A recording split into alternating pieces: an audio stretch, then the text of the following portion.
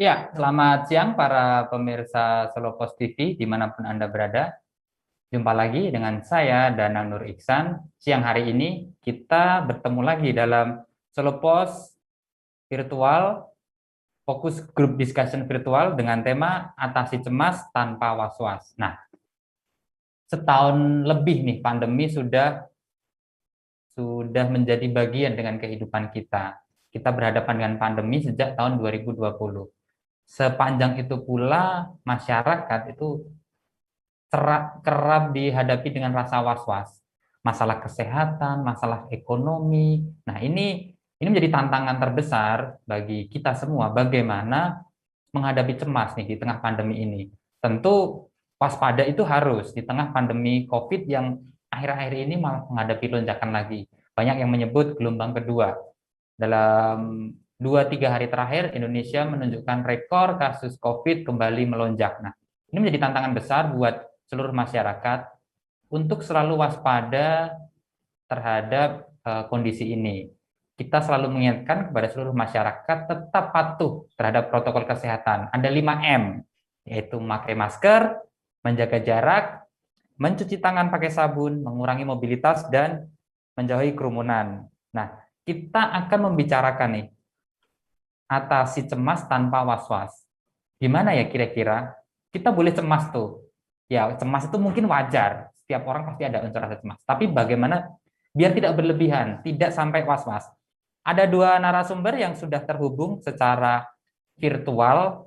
Yang pertama ada Pak Jimmy K. Santosa. Pak Jimmy ini hipnoterapis sekaligus pengarang buku Bye Bye Cemas dan Goodbye Anxiety.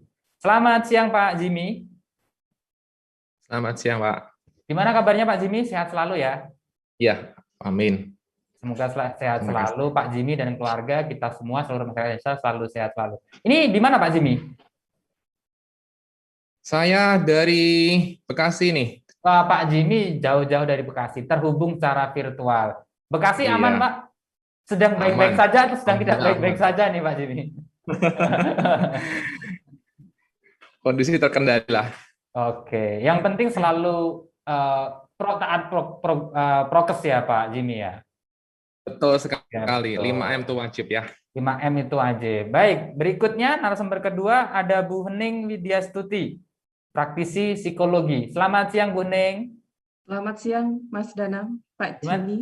Selamat siang. Gimana kabarnya Bu Hening? Sehat, Sehat-sehat selalu Ji? sehat, Alhamdulillah. Alhamdulillah sehat. Semoga Bu Hening, keluarga juga sehat-sehat. Nah, kita mengajak seluruh penonton di YouTube Solo Post TV, Facebook solopost.com, dan Instagram @koransolopos untuk bertanya tentang ini masalah cemas nih. Boleh, banyak yang cemas-cemas nih, selalu rasa kecemasan, was-was, apa saja yang berkaitan dengan rasa cemas. Nanti dua pakar kita, dua ahli kita ini akan bercerita nih tentang bagaimana sih cara mengatasi cemas biar juga tidak berujung terlalu jauh menjadi was-was. Acara ini juga terselenggara berkat kerjasama Solo Post dengan Satgas Penanganan COVID-19. Baik, saya pertama ke Bu Hening dulu nih. Ya, Bu Hening, tadi sebelum acara kita udah ngobrol singkat gitu. ya. Kira-kira gimana sih kondisi ini, kondisi masyarakat di tengah pandemi ini? Seperti apa? Apakah ya mungkin secara ini ya sama ya. Iya, Orang yang cemas itu akan naik gitu. iya, Kebanyakan yang dicemaskan apa nih? Faktor kesehatannya lebih takut itu atau faktor ekonominya? Monggo Bu Hening. iya. Bicara masalah kecemasan di masa pandemi ini ya, Mas Danang ya, itu banyak aspek yang membuat masyarakat saat ini tuh menjadi khawatir sebetulnya. Karena apa? Karena jelas masa pandemi adalah masa di mana kita tidak pernah tahu sampai kapan ini akan selesai. Itu satu. Kemudian kedua, penyakit COVID itu bukan penyakit biasa, hal yang barulah buat kita, gitu kan.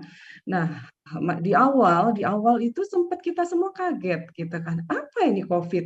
Kita di awal hanya terlintas di televisi jauh di sana ya, di sebagian negara Cina, gitu kan.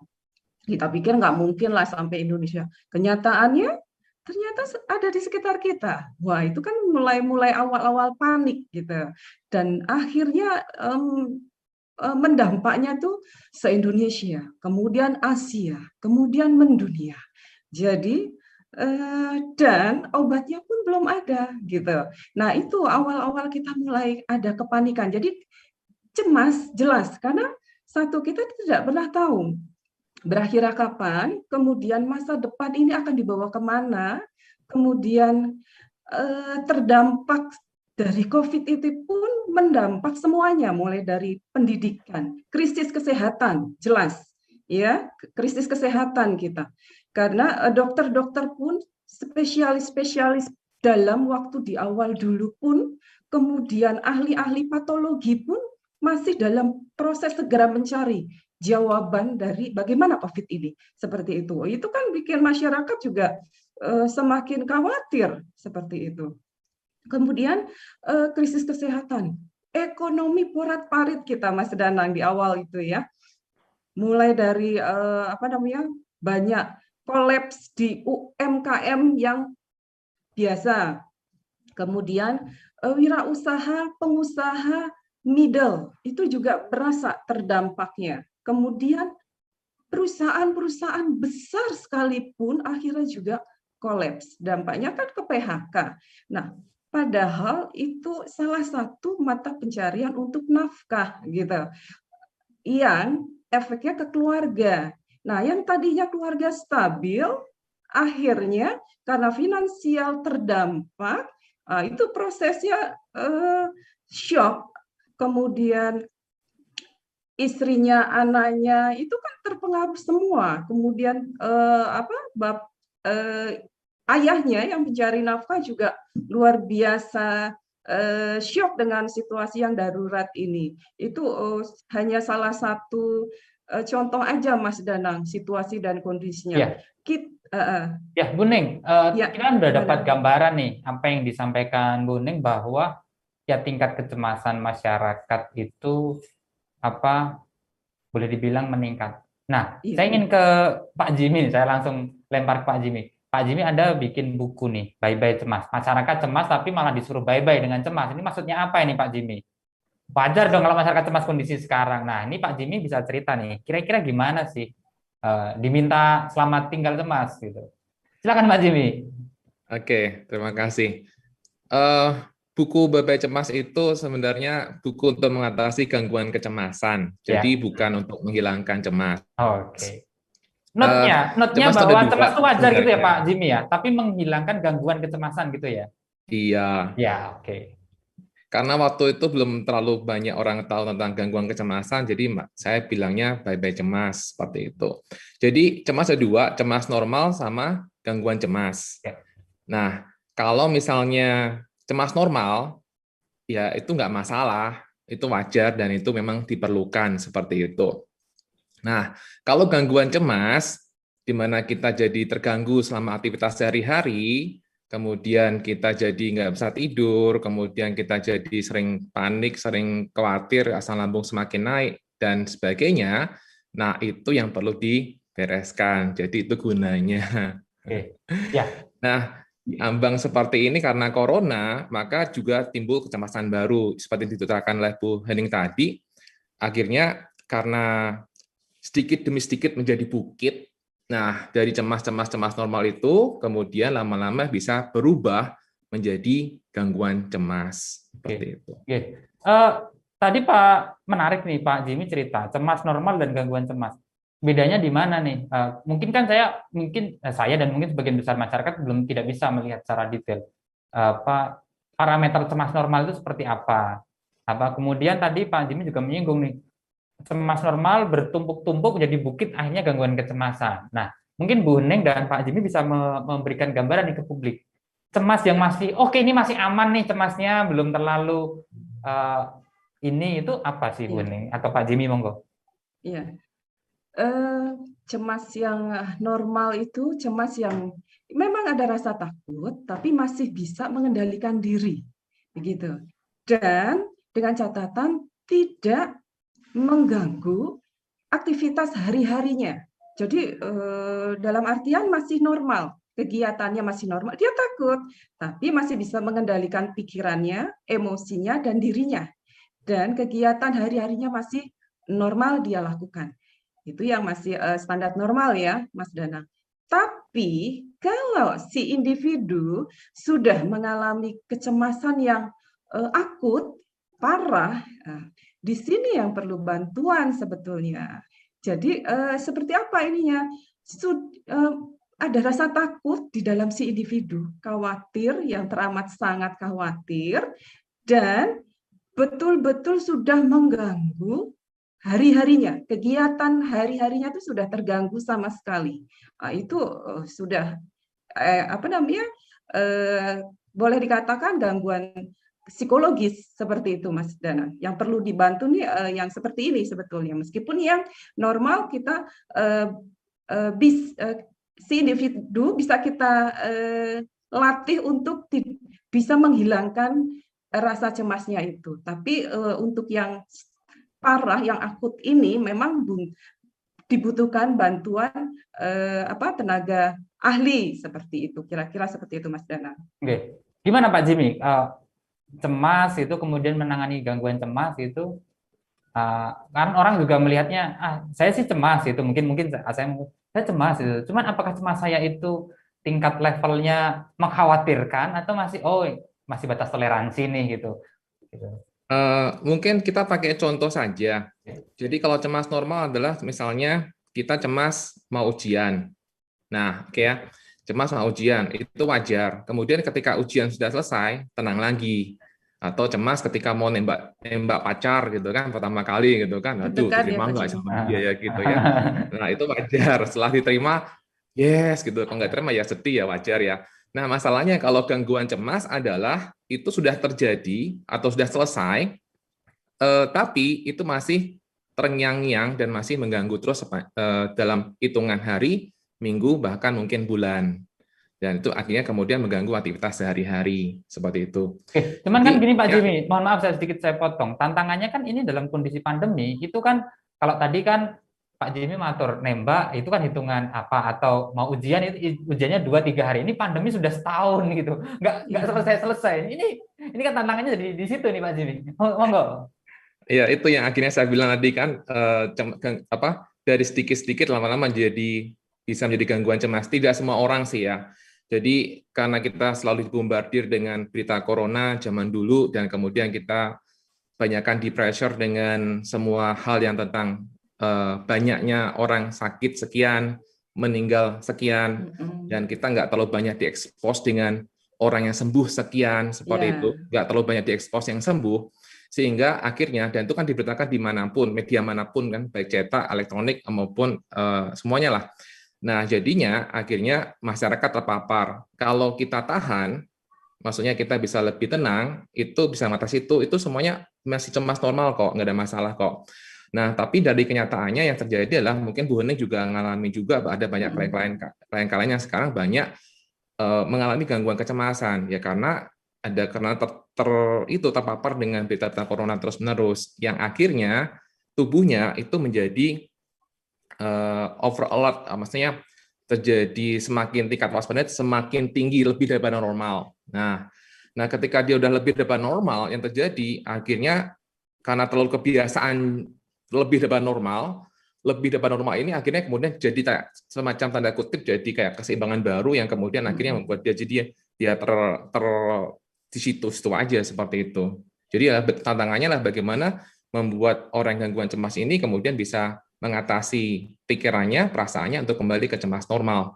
Jadi kalau istilahnya, kalau ini adalah dinamakan anxiety disorder kan, anxiety disorder. Kalau cemas kan anxiety, kalau gangguan kecemasan anxiety disorder. Jadi bagaimana kita bisa menghilangkan disordernya itu aja, kembali ke normal.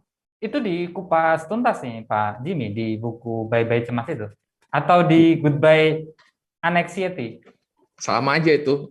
Buku Bye Bye Cemas itu yang pertama, kemudian lanjutannya itu adalah buku Goodbye Anxiety. Itu dikupas ya Pak? Iya.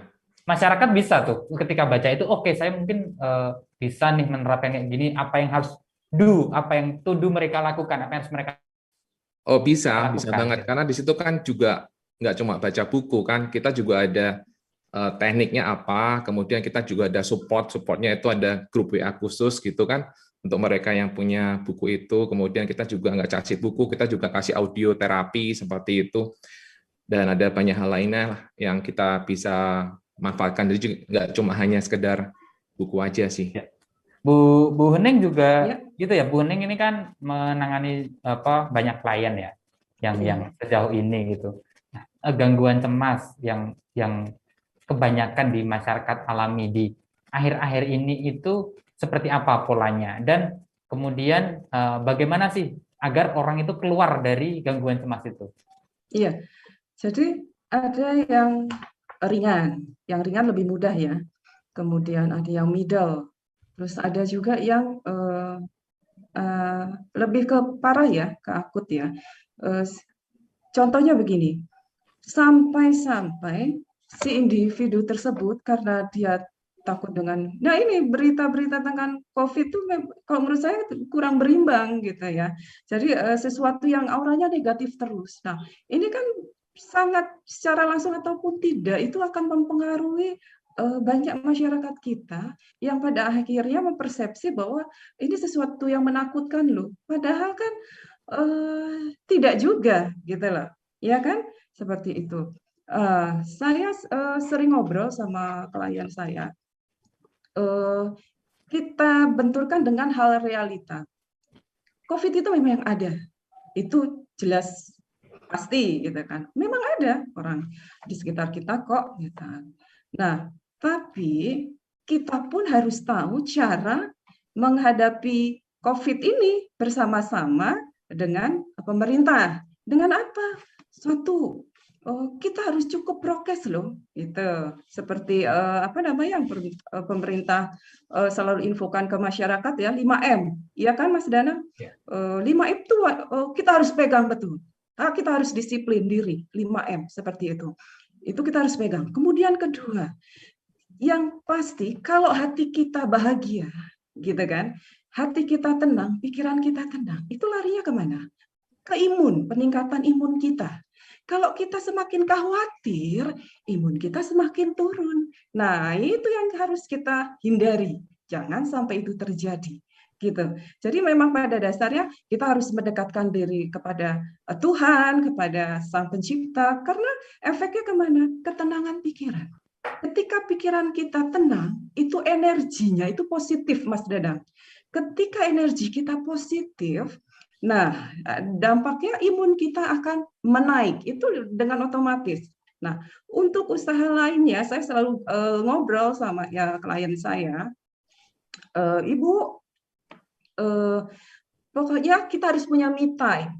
Selain asupan gizi kita bagus, sekarang kita harus peduli sama pola gaya hidup sehat. Kita harus peduli dengan pola menu yang sehat, asupan gizi yang bagus, nutrisi yang bagus. Karena buat apa? Buat stamina kita, gitu. Nah, kalau internal kita sudah backup dengan bagus, asupan gizi bagus, prokes bagus, kemudian kita juga lebih dekat kepada Tuhan, kepada Sang Pencipta, lebih tenang. Nah, itu efeknya ke kita imunnya menambah, kita juga tenang, kita energi positif kita ada, akhirnya mempengaruhi ke lingkungan sekitar kita seperti itu. Nah, yang otomatis ketika kita ngobrol seperti itu, mereka akan si ibu biasanya, oh iya juga ya seperti hal flu-flu yang lain lah. Cuma emang ini bentuknya beda. Terus kadang saya kok ini ya Bu Hening, panik juga, was-was juga ketika sekarang ada ambulan tuh setiap hari lewat, sehari bisa 2-3 kali seperti itu. Nah saya bilang juga, Bu, kalau belum kita waktunya untuk meninggalkan dunia ini, apapun nggak akan bisa menghalangi kita. Jadi kita nggak perlu takut, Bu. Saya bilang gitu. Memang memang itu kedekatan kita sama ilahi itu memang betul-betul sekarang tuh momennya gitu loh. Dalam artian tidak ada kata terlambat, Mas. Jadi semua aspek itu saling mensupport semua aspek. untuk momen saat ini. Nah, itu sangat bisa mempengaruhi kepada si individu, mengurangi rasa cemasnya, kemudian dia mulai mencoba untuk mengobrol pada dirinya sendiri. Oh iya ya, betul juga ya, kematian nggak ujuk-ujuk langsung mati kok, gitu kan. Kemudian COVID juga kita bisa hadapi, karena yang penting apa? Diri kita sendiri, gitu. Diri kita kan harus kuat, gitu kan. Internal kita harus bakoh, harus kuat, gitu. Stamina kita juga harus bagus, imun kita bagus, dan tetap berdoa kepada Sang Ilahi. Seperti itu, Mas Danang. Bu Neng atau Ya. Pak Jimmy juga ini.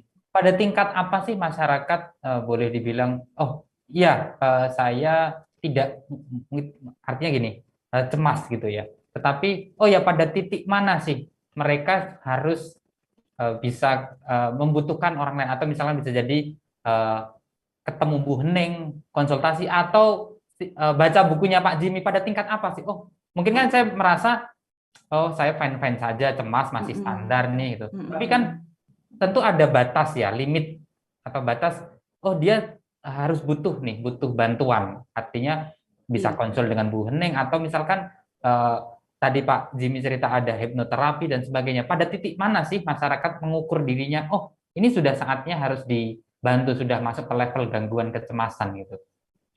Monggo Bu Hening dulu bisa. Iya, jadi saya ada klien saking paniknya sampai tidak mau keluar sama sekali, gitu. Padahal realitanya adalah kita nggak mungkin menyendiri sedemikian panjangnya, gitu kan, 1,5 tahun sendiri. Kan kita punya aktivitas. Beliau seorang ibu, punya kan harus ada aktivitas buat anak-anaknya, buat suaminya, ya kan? Harus terus bergerak seperti itu. Nah, ketakutan beliau adalah karena saking takutnya sampai nggak mau keluar, nggak mau betul-betul sosialisasi, itu betul-betul dia nggak mau sama saudaranya, atau ada luar biasa. Jadi bayangan beliau semuanya itu ke orang menempelnya tuh virus seperti itu. Itu satu. Kedua, sampai belanja ke tukang sayur aja dia nggak berani, karena dia mikirnya ini orang luar, virus semua, seperti itu. Nah, kemudian sampai akhirnya harus dengan fasilitas gosen dan sebagainya ya, seperti itu ya, diantar dan sebagainya. Tapi pada akhirnya morat-marit ekonominya, jadi karena pengeluarannya lebih besar, gitu. Nah, akhirnya mulai terjadi, waduh, serba salah ini saya, karena ketakutan saya seperti ini. Jadi beliau itu melihatnya semua adalah virus, sesuatu yang sebetulnya bisa disolusiin gitu ya, dengan hand sanitizer, cuci tangan dan sebagainya gitu. Dan tetap harus ada aktivitas berkreasi, bergerak, berkarya dan sebagainya. Seperti itu. Kemudian awalnya itu ada juga yang mulai sering keringat dingin, sering muncul, beliau si individu tersebut keringat dingin sering muncul, jantung berdebar-debar, yang sebetulnya beliaunya juga fine-fine aja, karena saking takutnya ini, Mas Dadang. Jadi gangguan, gejala-gejala fisiknya tuh muncul gitu, jantung berdebar-debar, keringat dingin sering keluar, sering marah, sering baperan. Jadi situasi rumah jadi tambah stres, Mas Danang, gitu kan. Ya. Situasinya Artinya sebenarnya semakin tanda-tanda itu bisa terkendali. kelihatan ya, mungkin ya, tanda-tanda kayak misalkan secara fisik dan psikologi itu bisa kelihatan ya sebenarnya, Bu, Iya, ya. Kalau udah, oh ini kalau udah fisik mengarah, udah ada nggak cemasnya udah level cemas yang nggak aman termasuk, nih gitu. ya termasuk yang lumayan parah sebetulnya ya, seperti itu. Kemudian kalau psikologis jelas khawatir yang teramat sangat, sedih tiba-tiba, baperan luar biasa, terlalu sensitif, itu efeknya ngeri nanti. Akhirnya sama suami kegesek dikit, salah omong dikit jadi berantem di dalam rumah. Anak salah dikit jadi bertengkar sama anaknya. Jadi situasinya jadi semakin stres sekali gitu. Nggak terobati, nggak terselesaikan, tapi semakin rumit gitu, semakin tidak terkendali situasi seperti ini gitu. Nah, saya biasanya itu tadi, ayo kita ngobrol, coba belajar untuk ngobrol kepada diri sendiri. Saya ajak klien saya seperti itu. Jadi ngobrol diajak ngobrol ke diri sendiri. Dalam artian, ayo kita rubah mindset kita. Kenapa? Karena mindset kita itu adalah pikiran. Jadi cemas itu sebetulnya kan dikendalikan oleh pikiran kita, Mas Danang. Saya selalu ke ibu-ibu yang ini ya, yang ngobrol sama saya, cemas itu dari pikiran kita. Karena kalau pikiran kita tenang, itu kita akan bisa mengendalikan situasi, emosi di dalam diri kita. Tapi kalau pikiran kita nggak tenang, pikiran kita nggak dalam artian kacau balau, kita nggak bisa mengendalikan situasi diri kita. Kalau kita tidak mampu untuk mengendalikan situasi diri kita sendiri, mengontrol pikiran kita sendiri, itu sangat mudah sekali untuk cemas. Dengar berita macam-macam yang sekian luar biasa, banjir berita dari segala macam medsos, nggak bisa difilter sedemikian rupa. Karena kalau sehatnya nggak berfungsi, nawarnya nggak berfungsi, langsung ditelan habis aja, akhirnya panik seperti itu. Baik, Bu Hening, saya ke Pak Jimmy. Tadi Bu Hening sempat menyinggung nih, bagaimana harus mengendalikan pikiran nih, karena kuncinya di situ nih, cemas tuh awalnya dari pikiran. Gimana Pak Jimmy harus mengendalikan pikiran di tengah kondisi kayak gini? Harus mikirin kantong, tapi juga harus mikirin kesehatan. Ini kan bukan hal yang mudah juga gitu. Oh, Pak Jimmy. Betul, itu bukan hal yang mudah, memang betul. Jadi yang perlu kita lakukan, kita perlu pahami dulu cemas itu apa. Tadi sudah dikatakan oleh Bu Hening dengan berbagai macam contohnya.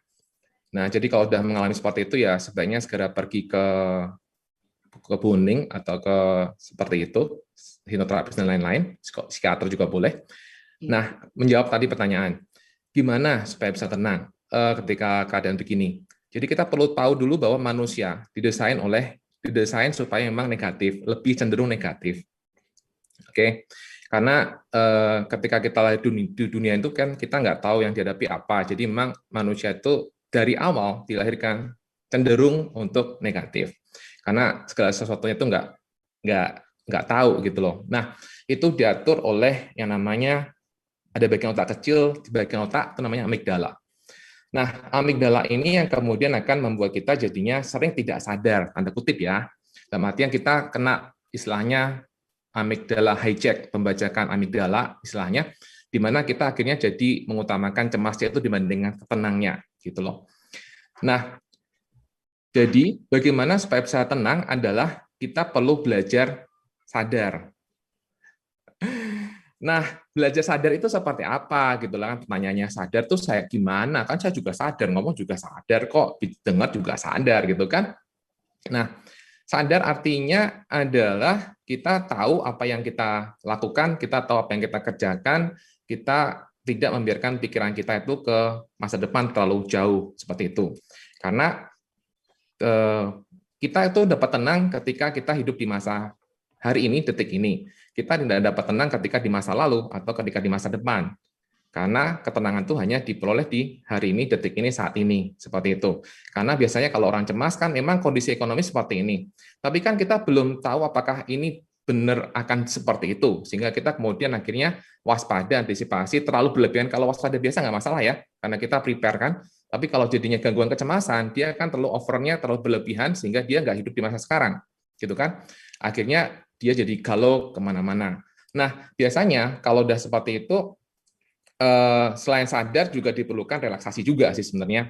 Jadi yang biasanya saya minta pada orang-orang adalah sadari kamu itu sedang lagi terlarut gitu. Sadari kamu lagi terlarut ke sana, kemudian belajarlah untuk rileks. Karena ketika kita selalu dibombardir dengan kecemasan, yang cemas itu nggak cuma pikiran doang, nggak cuma mind, tapi juga tubuh. Tubuh itu tegang juga. Jadi yang bermasalah itu nggak mindset dan tubuh. Dalam artian gini, kalau kita sudah bisa tahu bahwa itu adalah kita cukup tenang, seperti itu, kita harus tenang, tapi tubuh belum bisa. Oke, tubuh belum bisa kenapa? Karena dia sudah terbiasa dengan kecemasan itu. Dia masih masih tersisa ketegangan-ketegangan di dalam tubuhnya yang akan membuat rasa jantung berdebar tuh kencang sampai itu tetap muncul, kemudian sesak nafas, kemudian keringat dingin dan lemas dan banyak hal itu juga masih akan tetap muncul. Sehingga ketika dia berusaha untuk mulai tetap berpikir positif, tapi karena gejala di tubuhnya tetap nyata, ya dia tetap akan cemas seperti itu.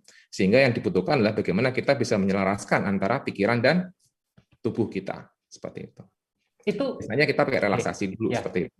kayak untuk tadi bikin seperti Pak Jimmy bilang sadar gitu.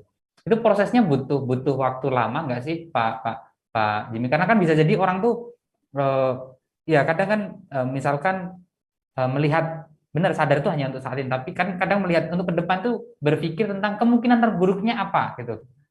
Tadi Pak Jimmy memang negatif kemungkinan terburuk, tapi ada nggak sih butuh waktu berapa lama durasi gitu, misalkan ketika bikin sadar oh ya ini, atau seperti apa? Bisa jadi waktunya hanya singkat tapi atau juga makan waktu yang lama Pak Jimmy.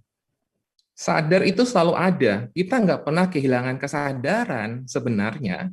Sadar itu selalu ada kapanpun. Cuma masalahnya adalah apakah kita memperhatikan. Itu aja sebenarnya. Jadi sebenarnya kita sadar kita bernafas, tapi kita tidak memberikan perhatian pada nafas. Gitu loh. Kita sama seperti ini saya sering katakan juga. Apakah Mas Danang sekarang sadar punya jari kaki, ibu jari kaki? Nah, ketika saya ngomong begitu kan baru kemudian oh iya Oh sadar iya ibu iya jari kaki. iya. Tapi ketika saya nggak bicarakan itu kan seolah-olah ibu jari kaki nggak ada.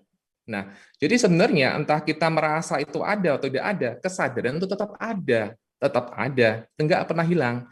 Nah, jadi bagaimana supaya kita bisa melatih kesadaran? Biasanya yang paling awal dianjurkan adalah kita istilahnya yang mindfulness itu biasanya mindfulness atau belajar untuk sadar pada hari ini detik ini. Biasanya dilatih dengan cara untuk kita menyadari nafas terlebih dahulu. Menyadari nafas masuk, menyadari nafas keluar. Nah, biasanya dilatih minimal, biasanya sebaiknya sih nggak minimal 10 menit. Kalau bisa, lebih banyak akan lebih baik. Jadi ada tahapan-tahapan gitu Pak Jimmy ya, kayak terapinya itu ada tahapan-tahapan. Iya, Dari nafas ada. dulu gitu ya. Iya. Jadi ada tahapan-tahapannya. Nafas Kalau dulu, fokus pada nafas kan juga sebenarnya untuk belajar sadar itu juga sebenarnya banyak sih, nggak cuma fokus pada nafas, karena kita juga bisa menyadari apa dengan kita fokus pada satu objek tertentu, ya, seperti itu. oke, itu bisa nggak nih kalau misalkan ada netizen-netizen yang nanya bisa konsul ke Pak Jimmy langsung nih kalau kayak gitu tahapan-tahapan. Bisa ya Pak ya? Iya, monggo. Kalau misalkan ada yang ini atau ke ini saya tadi agak tertarik dengan yang disampaikan Pak Jimmy. Apa ada nggak sih kan bisa jadi kan pengaruh tipikal orang ada nggak sih? Bisa Bu Ning atau Pak Jimmy nanti yang menjawab. Kayak misalkan tipikalnya easy going, santai gitu. Tipikal-tipikal orang itu kan macam-macam ya. Itu Iya. berpengaruh nggak sih terhadap kecemasan?